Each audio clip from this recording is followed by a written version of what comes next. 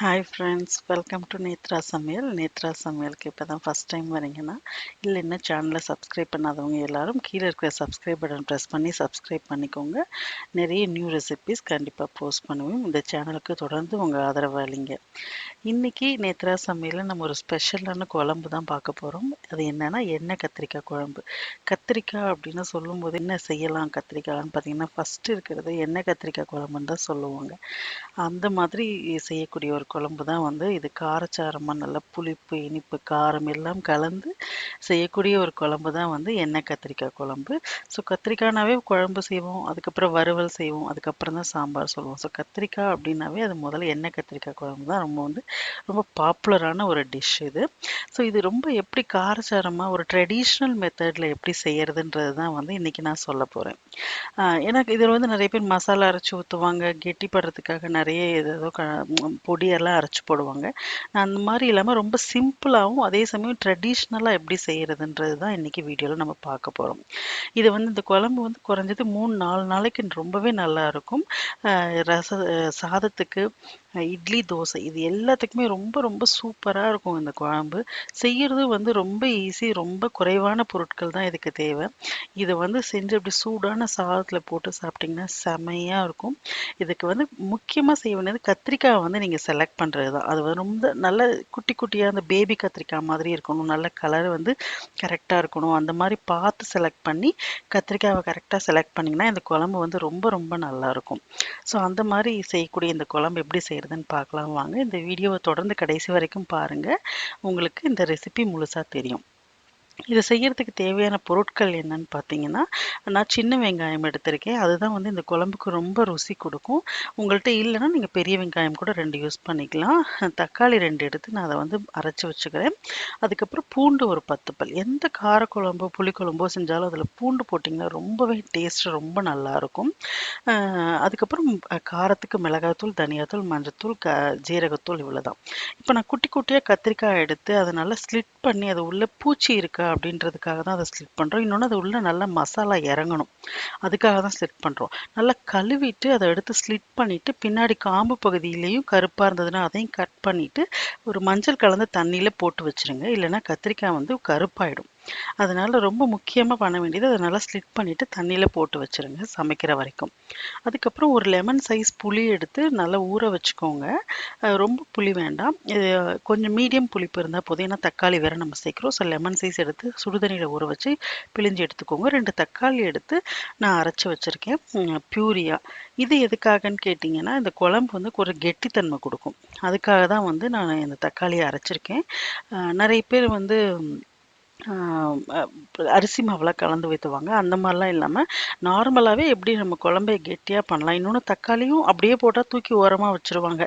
இது மாதிரி அரைச்சி சேர்த்தோன்னா அது ஹெல்த்தியாகவும் அவங்க உடம்புலையும் சேர்ந்துரும். அதுக்காக தான் இந்த மாதிரி செய்கிறோம்.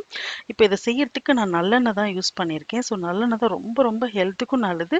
புளி சேர்க்கறதுனால அந்த நல்லெண்ணெயில் செய்யும்போது இந்த குழம்பு ரொம்ப ரொம்ப டேஸ்ட்டாக இருக்கும். ஸோ கண்டிப்பாக நல்லெண்ணெயில் பண்ணுங்கள். இப்போ நம்ம தண்ணியில் கட் பண்ணி போட்டிருக்கிற அந்த கத்திரிக்காயை எடுத்து ஒரு டிஷ்யூ பேப்பர்லையோ இல்லை துணிலையோ அந்த வெளியில் இருக்கிற தண்ணியை கொஞ்சம் தொடச்சிருங்க. இல்லைன்னா வந்து எண்ணெயில் அது நல்லா தெறிக்கும், வெடிக்கும். அது நல்லா தொடச்சிட்டு இப்போ அந்த எண்ணெய் நல்லா ஹீட் ஆனதுக்கப்புறம் அந்த கத்திரிக்காவை அதில் போட்டு நல்லா ஃப்ரை பண்ணணும். அதாவது மீடியம் ஃப்ளேமில் வச்சு பண்ணுங்கள், இல்லைன்னா உள்ளே குக் ஆகாது. இது எதுக்காகனா அந்த கத்திரிக்காய் வந்து அந்த குழம்புல குழஞ்சு போகாமல் இருக்கிறதுக்காகவும், இன்னொன்று அந்த எண்ணெயில் அந்த ஸ்கின்னு வந்து குக் ஆகும்போது ஒரு நல்ல ஃப்ளேவர் கொடுக்கும், ஒரு ஸ்மோக்கி ஃப்ளேவரும் கொடுக்கும். அந்த ட்ரெடிஷ்னலாக எண்ணெய் கத்திரிக்காய் குழம்புனா இந்த மாதிரி தான் பண்ணுவாங்க. ஸோ இது நல்லா அந்த வெளியில் வந்து ஒரு ப்ரௌன் கலராக வரணும், ரொம்ப கருப்பாக்கிடக்கூடாது. ப்ரௌன் கலராக வரணும். அதே சமயம் ஆல்மோஸ்ட் ஒரு 70% வந்து குக் ஆகிடும். இதுலேயே நம்ம எண்ணெயிலே வதக்கி குக் பண்ணும்போது அது நல்லா குக் ஆகிடும். இதனால் உங்களுக்கு குழம்புல அந்த கத்திரிக்காய் வந்து கரைஞ்சு போகாது, அதாவது ஓவர் குக் ஆகிடாது. ஸோ இது மாதிரி எண்ணெயில் ஃப்ரை பண்ணி தனியாக ஒரு பவுலில் எடுத்து வச்சுக்கோங்க.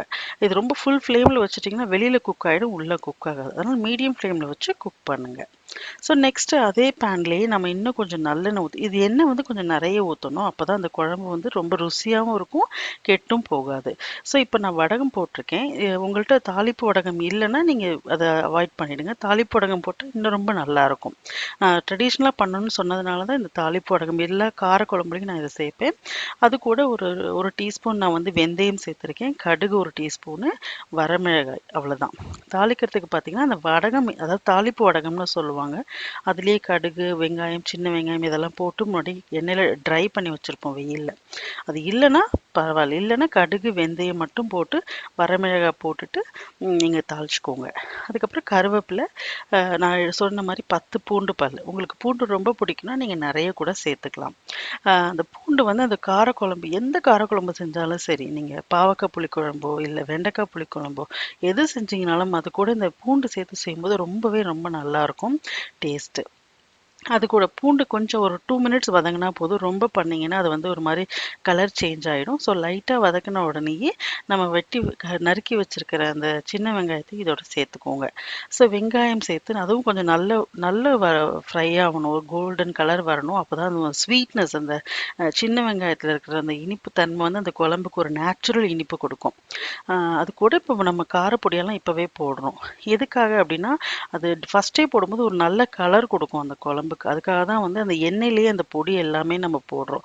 ஸோ மிளகாய்த்தூள் உங்கள்ட்ட சாம்பார் தூள் இருந்தா அது போடுங்க. நான் சாம்பார் தூள், தனியாத்தூள், ஜீரகத்தூள், மஞ்சத்தூள், உப்பு போட்டிருக்கேன். இது எல்லாமே அந்த எண்ணெயும், அந்த வெங்காயத்தோடயும் சேர்ந்து வதங்கும்போது, உங்களுக்கு அந்த கலரே பார்த்தீங்கன்னா, ரொம்ப நல்ல ஒரு டார்க் ப்ரௌனிஷ் கலர் கிடைக்கும். அந்த குழம்புக்கு வந்து ஒரு நேச்சுரல் கலர் கிடைக்கும். அதுக்காக தான் வந்து இந்த மாதிரி நம்ம போடுறோம். அடுத்தது இது இந்த பொடிய வந்து பர்ன் பண்ணிடாம நம்ம ஃப்ரை பண்ணணும். அப்படி உங்களுக்கு பர்ன் ஆகுற மாரி தோணுச்சுன்னா, கொஞ்சம் தண்ணி சேர்த்துக்கோங்க. உடனே நம்ம 2 தக்காளி அரைச்சு வச்சிருக்கோம் இல்லையா? அத இப்ப சேர்த்துக்கோங்க. நீங்க தக்காளி அரைக்கல நான் டைரக்ட்டா சேர்க்கிறேன்னா கூட சேர்க்கலாம். ஒண்ணும் தவறில்ல. நல்லா பொடியா நறுக்கிட்டு கூட நீங்க சேர்த்துக்கோங்க. தக்காளி கொஞ்சம் பியூரியா பண்ணி போடுறதுனால, உங்களுக்கு வந்து குழம்பு வந்து கொஞ்சம் நல்லா கெட்டியா இருக்கும். அதுக்காக தான் வந்து நான் தக்காளிய அரைச்சு சேர்க்கிறோம். ஆ இல்லன்னா புளிக்குழம்பு வந்து கொஞ்சம் தண்ணியா இருந்ததுன்னா அவ்வளோ நல்லா இருக்காது. அது எஸ்பெஷலி எண்ணெய் கத்திரிக்காய் குழம்புன்றப்ப அது கொஞ்சம் ஓவர் கெட்டியாவும் இல்லாம, ரொம்ப தண்ணியாவும் இல்லாம கரெக்ட்டான கன்சிஸ்டன்சில அத குக் பண்ணணும். இப்ப வந்து அந்த பியூரி சேர்த்ததுக்கு அப்புறம் அது கூடவே அந்த பவுல்ல வாஷ் பண்ணி அந்த தண்ணியும் இதுல சேர்த்துருக்கேன். அந்த மிச்ச தண்ணியும். ஸோ சேர்த்து அந்த தக்காளியோட பச்சை வாசனை போகுற வரைக்கும் நீங்க நல்லா வதக்கணும். அந்த தக்காளியும் நல்லா வதங்கிரணும். அதுக்கப்புறம் தான் வந்து நம்ம அடுத்து புளி, அந்த கத்திரிக்காய் எல்லாமே நம்ம சேர்க்க போறோம். இப்ப அத நான் சேர்த்து நல்லா வதங்கிடுச்சு. அது கூட உங்களுக்கு எவ்வளோ தண்ணி வேணுமோ, அதையும் இப்பவே நீங்க சேர்த்துக்கோங்க. தக்காளி வந்து ஆனா அந்த பச்சை ஸ்மெல் போகணும். அது ரொம்ப ரொம்ப முக்கியம். அது போனதுக்கப்புறம் அந்த அந்த காரப்பொடியும், அந்த தக்காளி, அந்த வெங்காயம் எல்லாம் சேர்ந்து இப்பவே உங்களுக்கு ஓரளவுக்கு திக்கான ஒரு கன்சிஸ்டன்சி வந்திருக்கு. இப்ப இந்த மசாலா குக் ஆன உடனேயே, நீங்க வந்து நம்ம வறுத்து வச்சிருக்கோம் இல்லையா? அந்த கத்திரிக்காவ இப்ப நம்ம சேர்த்துக்கலாம். எதுக்காகன்னா, ஆல்ரெடி அந்த கத்திரிக்காவ நம்ம வந்து எண்ணெயிலேயே ஃப்ரை பண்ணிட்டோம். ஆல்மோஸ்ட் ஒரு 70% வந்து அது குக் ஆயிடுச்சு. இப்ப ரிமைனிங் அந்த மசாலாலாம் அந்த கத்திரிக்காய்ல இன்ஃப்யூஸ் ஆகுறதுக்கு, அதாவது அந்த கத்திரிக்காய்க்குள்ள சேர்றதுக்காக தான் வந்து, இப்ப நம்ம திருப்பி ஒரு 5 மினிட்ஸ் வந்து அத நான் குக் பண்ண போறோம். இப்ப அந்த கத்திரிக்காவ அதில சேர்த்ததுக்கப்புறம், ரொம்ப ஓவரா அத மிக்ஸ் பண்ணாம, சும்மா ஜென்டிலா மிக்ஸ் பண்ணீங்கன்னா போதும். நான் ஷூரா சொல்றேன், இது வந்து அந்த கத்திரிக்காய் குழையவே குழையாது. அவ்வளோ அருமையா முழுசு முழுசா இருக்கும். இந்த குழம்பு நம்ம கடைசியா லாஸ்ட்டா நம்ம சமைச்சு முடிக்கும்போது, நல்ல அப்படியே முழுசா கரையாம அழகா இருக்கும் அது உங்களுக்கு. அதுதான் வந்து இந்த குழம்புல நம்ம கரெக்ட்டா பண்ணி எடுக்க வேண்டிய விஷயம். இப்ப அந்த கத்திரிக்காவ சேர்த்துட்டு, நல்லா மிக்ஸ் பண்ணிக்கோங்க.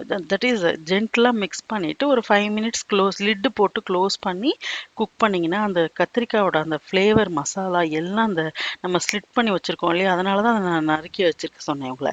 4ஆ ஸ்லிட் பண்ணிக்கோங்க. இல்ல உங்களுக்கு எந்த மாரி ஸ்லிட் பண்ணா பிடிக்குமோ, அந்த மாரி ஸ்லிட் பண்ணிக்கோங்க. சேர்த்துட்டு அது கூடவே நம்ம இந்த குழம்புக்கு எவ்வளோ தண்ணி வேணுமோ, அதையும் சேர்த்துருங்க இப்பவே. ஸோ, அதனால உங்களுக்கு வந்து அந்த குழம்பு நமக்கு எந்த அளவுக்கு அன்னைக்கு உங்களுக்கு வேணுமோ, கொஞ்சமா வேணும்னா கொஞ்சமா தண்ணி சேர்த்துக்கோங்க. இது எந்த அளவுக்கு அந்த குழம்பு நீங்க செய்யறீங்களோ, அந்த அளவுக்கு காரப்பொடியும், தண்ணியும் உங்களுக்கு தேவையான அளவு சேர்த்துக்கோங்க. ஏன்னா வந்து, நான் வந்து ஒரு ஆவரேஜா ஒரு 4 பேர் சாப்பிடுற அளவுக்கு தான் வந்து நம்ம அளவு சொல்றோம். ஸோ, உங்களுக்கு எந்த அளவுக்கு வேணுமோ அந்த அளவு சேர்த்துக்கோங்க. இப்ப வந்து மூடி வச்சு அந்த கத்திரிக்காய் ஒரு 5 மினிட்ஸ் குக் பண்ணிட்டு, அது ரொம்பவே நல்லா குக் ஆயிடுச்சு. ஸோ, இந்த மாரி குக் ஆன உடனேயே அத ஜென்டிலா ஒரு மிக்ஸ் பண்ணிட்டு, நீங்க வந்து ஆம் அ கத்திரிக்காய் நல்லா வெந்ததுக்கு அப்புறம் தான் வந்து நீங்க புளிய சேர்க்கணும். முன்னாடியே புளிய சேர்க்க வேண்டாம். நல்லா அந்த கத்திரிக்காய்ல மசாலாலாம் ஏறுனதுக்கப்புறம், நம்ம ஆல்ரெடி புளிய ஊற வச்சிருக்கோம் இல்லையா? அத நல்லா கரைச்சு வச்சுட்டு, நல்ல கெட்டியான புளிய தட் இஸ் புளியில நெறைய தண்ணி ஊத்தாம, கொஞ்சம் கெட்டியான புளி கரைசல எடுத்துக்கிட்டு, நீங்க வந்து இப்ப இதுல சேர்த்துக்கோங்க.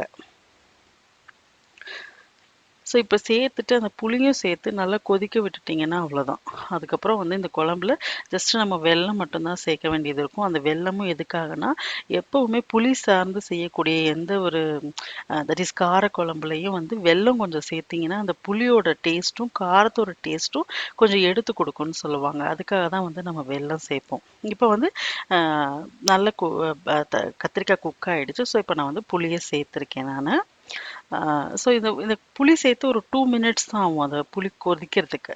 ஜஸ்ட் அது கொதிச்ச உடனேயே வந்து நீங்க அதாவது முடிக்கும்போது கொஞ்சம் தண்ணியா தெரியும். பட் அது ஆறுன உடனே உங்களுக்கு இறுகிடும். ஏன்னா நம்ம தக்காளி அரைச்சு சேர்த்ததுக்கான காரணமே வந்து அந்த குழம்பு கெட்டியா வரதுக்காக தான் நம்ம அரைச்சு சேர்த்துருக்கோம். இல்ல நீங்க வந்து தக்காளி டைரக்ட்டா நறுக்கி போட்டுருக்கீங்க அப்படின்னா, நீங்க வந்து ஒரு 1 டீஸ்பூன் வந்து இல்ல 1 டேபிள் ஸ்பூன் அரிசி மாவு இருக்கு இல்லையா? அத தண்ணீல கொஞ்சம் கலந்து இந்த டைம் வந்து நீங்க இதில சேர்த்துக்கோங்க. நான் வந்து இன்னைக்கு அத சேர்க்கல. நீங்க சேர்த்துட்டீங்கன்னா, குழம்பு வந்து உங்களுக்கு ஒரு கெட்டித்தன்மை கிடைக்கும். அவ்வளோதான். இது நீங்க வந்து நெறைய பேர் பருப்பு, தனியா இதெல்லாம் அரைச்சு பண்ணுவாங்க.